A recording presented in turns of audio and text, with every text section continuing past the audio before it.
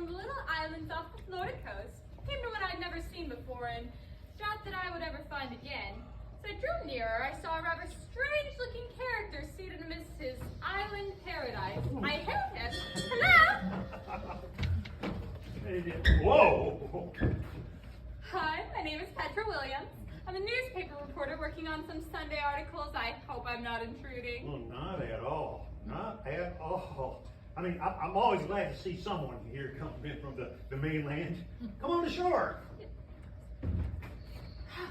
Reminds me of an island out of the sea stories of Joseph Conrad. Oh, nothing as romantic as that dark, lonely place.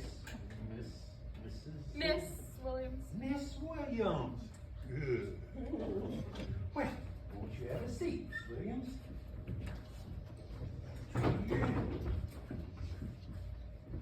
This is called Opino. It comes from the sap of the Opino tree.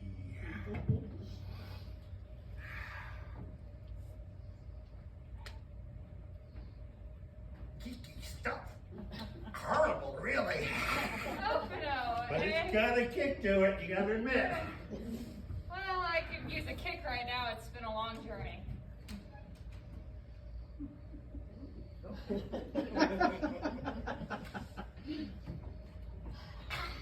if I take some notes? Oh, not at all, not at all. But, I mean, you're not going to find anything of interest to write about on this island.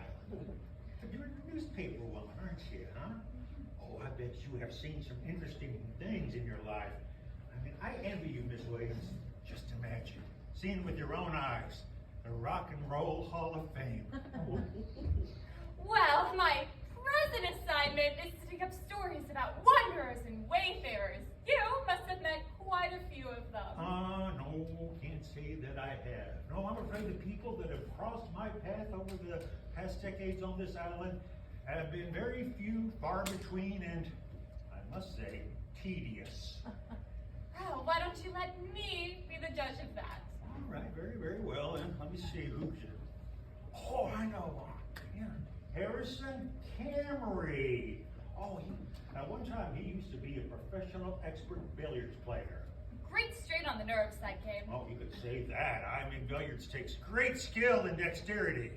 But Camry, he turned out to be a goldfish grabber. A goldfish grabber? Mhm. Sounds like an addiction. Well, you could say that. See, it happened at a party one night. The host brought out this bowl of goldfish, and all the guests started trying to go in there and grasp them, you know? They wanted to just grab them with one hand and pull them out. Nobody could do it, except for Camry.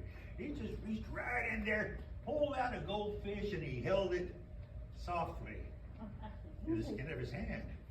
And he told me that the wettish fluttering of that goldfish in his hand was a sensation he just couldn't forget. Ugh. Well, anyway, he kept on grabbing goldfish and taking them wherever he went. I mean, at length, I heard that he was taking goldfish with him at every billiards game that he attended. Well, what happened to him? Well, his players objected, and then the goldfish were taken away. Oh, Camry, he cracked up. He headed for the islands. He ended up here. With the bowl of fish? With the bowl of fish. You know, he stopped grabbing for them, but the goldfish died. Why? If you ask me, Miss Williams, they had lost the will to live. Oh, good God! Well, listen, I'm trying to forget about all those goldfish and Camry, you know. He took off from here one day. I don't know where he went. Well, that makes quite a story, your eccentric visitor. Eccentric. Stupid. Just one or two more, if you don't mind. No, I've got a question for you. It's about Congress. Is it true that subcommittees are holding their own TV shows? Well, it's getting harder and harder to tell government from show business. By the way, the peculiar ring you're wearing, may I see it? Yes, of course. C18769. Is this the number one of your visitors? A very peculiar bird. A peculiar bird? Yeah. Talking about a carrier pigeon. Oh. Carrier pigeon, you know. Came over one night, just dropped out of the sky, exhausted by the trip from the mainland. Landed at my feet, beak open, panting hard. And then I noticed on his front, he had this rather sizable package that was there. Well, after it rested up, you know, he stuck around here for quite some time. I really didn't pay much attention to him. But then, back in those days, I used to get newspapers from New York about once a month, and I read an article about this bird in the newspaper. Seems that there was a concern that, for a publicity stunt, was able to strap onto this bird $1,000 in $100 bills, and then send that bird from the sort of offices all the way to wherever the bird roosted at, or home, I guess is the word you might want to use there. But yeah, it just, and I tell you, the newspapers, they didn't know what was going on. They thought someone might have shot him out of the sky, or he got exhausted and fell in the ocean, or he just got lost. Yes, he must have gotten lost. Oh, got lost. Hell, listen, when I found out about that newspaper article and I read it, I went ahead and I just grabbed that pet bird and I examined that packet, opened it, and there was only $465 left. How can that be? You squandered the rest of it, didn't you? Did you report this bird to the authorities? Of course not. I mean, whatever a man does or whatever a bird does on this island, it's his own life to lead. You know, besides, you know, I just took this pigeon for a fool and just kind of let him go. I mean, once he lost all of his money, what was he going to do? Nothing at all. Hey, I got a question for you. Is Bruce Jenner still swimming in the Olympics? You mean Caitlyn? Who? Caitlyn Jenner? Who? Have you had any female visitors? No. Tough luck. Well, there was this mermaid. You mean to tell me you actually had a mermaid? Oh, yes. She was looking for the perfect place. The green emerald in the sea. That sort of rot. She spoke English. Well, not at first, no. Not at first at all. Now, I had to teach her how to speak English. Let me tell you, it wasn't easy. It took me the better part of a year, you know. And I tell you, when I first met up with her, she'd been hanging around with a circle of porpoises. And so all she knew was porpoise chatter. Porpoise chatter? Yes. Sounds pretty dull. Well, it's, to be honest with you, it's tougher to learn than English. Well, what happened to her? I haven't the foggiest idea, nor the slightest concern.